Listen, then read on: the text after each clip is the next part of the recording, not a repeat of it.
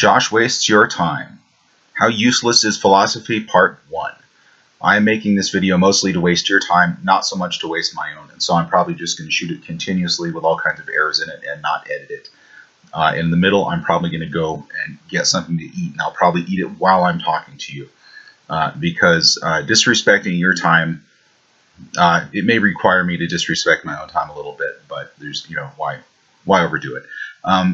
So I am not a philosopher, or that is to say, I don't identify as a philosopher. On rare occasions when I've been accused of philosophizing, I've had a hard time denying it, and so I may be somewhat guilty of that. Who can say? With that in mind,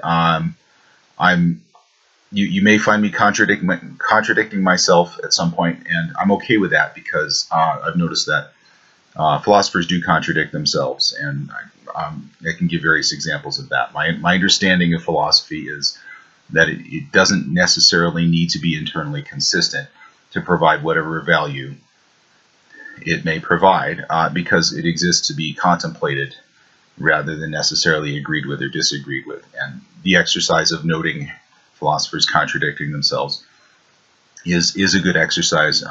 One of my favorites is Jean-Paul Sartre, who variously seems to suggest that perceiving an object for its existence separate from or removed from the essence that we impose upon it can be a very unpleasant experience.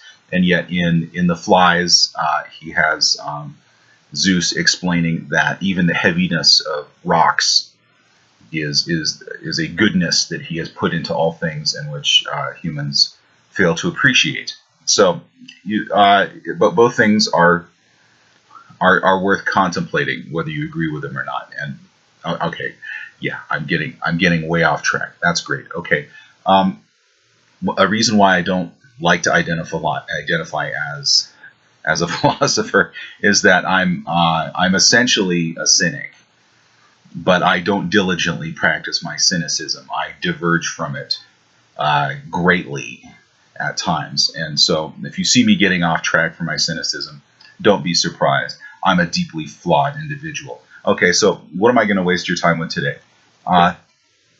Probably the easiest thing is my my high school, the Athenian School in Danville, California, had this whole collection of books in the philosophy section.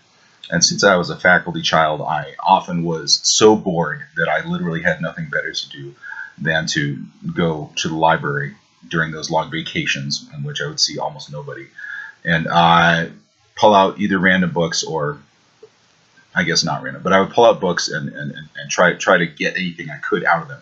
This book collection, if I remember correctly, this was the thinnest book in the collection, and now I have access to most of this collection again. And let me assure you that I did not buy this book. I hopefully would not buy this book. And the person to whom this book rightfully belongs is now deceased, and the will is, I think, still in probate. I'm not getting involved with it, but I have access to the book. Nobody's stopping me from reading it. And I'm not going to mention that person's name for various reasons. One reason is that despite the fact that this is the thinnest book in the collection, when I opened it, unlike the one that was at my high school, this one had absolutely had the look, the feel, the smell of a book that had never been opened, never, in spite of being the thinnest book in the collection. And reading the third part of this book and knowing that person personally, I am only more convinced that this book had never, in many years of being on somebody's shelf, ever been opened. So this book is three short ones: Lucretius, Epictetus, and Marcus Aurelius. And reading it again, or trying to read it again, I'm reminded of why I had such a hard time reading even this thin book in the philosophy section of my high school. And I'm going to try to be more fair about this. When I was younger, I was told when you get older, you'll understand this a little bit better. And that is true. But the way in which I understand it is almost always a surprise to me, or the thing that is worth understanding turns out to be very different from what anybody suggested. With Lucretius, there's a problem which I did not understand, but which seemed to be creeping into my mind at the time that I first tried to read the first section of this book. Lucretius is supposed to be an Epicurean, and yet Lucretius repeatedly invokes Venus at the beginning of the nature of things, and that's a problem. That is self-contradictory. Now, in defense of Lucretius, a thing that I absolutely did not know and that nobody told me, and I had to figure out decades later, was that the nature of things, which is the first part of this, is supposed to be poetry. And according to Aristotle, the first goal of the poet is to delight the listener with the sound of the words. And this section of this book is in English. It's not in the original language, so it sounds completely different. If it sounded delightful in the original language, I would not know that. So, according to Aristotle, probably most of the value of the nature of things has been removed, and it shouldn't be a surprise to anybody reading through it that they are getting kind of byproduct of what was originally intended. So naturally, the editors of this series had to put that piece of byproduct in the first section of this very thin book as the deterrent to getting further through it. Okay, Epictetus. I partly agree with Epictetus about some things, and not with Epictetus about other things. You may disagree about the pronunciation of the name. Again, when was the last time I took a philosophy class? Probably never. I'm trying to think.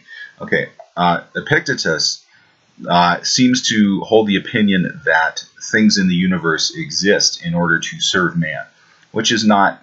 It's not literally what what Jean-Paul Sartre has Zeus saying later, and Sartre's opinion, which it seems to be almost the opposite in many cases. But Epictetus cites as examples that humans seem to need clothing, and animals who serve man do not need clothing. And so the fact that humans don't serve animals in the way that animals serve man to him is evidence. And so that's a point on which I disagree. Epictetus makes some other points which are worth understanding, but they seem to reflect either earlier or later philosophers. And so sticking in the middle just seems to be a further deterrent that if you somehow get past Lucretius, you get to Epictetus, who, by no fault of his own, perhaps, represents a kind of redundancy with some other philosophers. To his credit, though, it's a pretty thin collection of material. Marcus Aurelius, which is save the best for last, is interesting to me for various reasons, and the one that jumped out at me most was,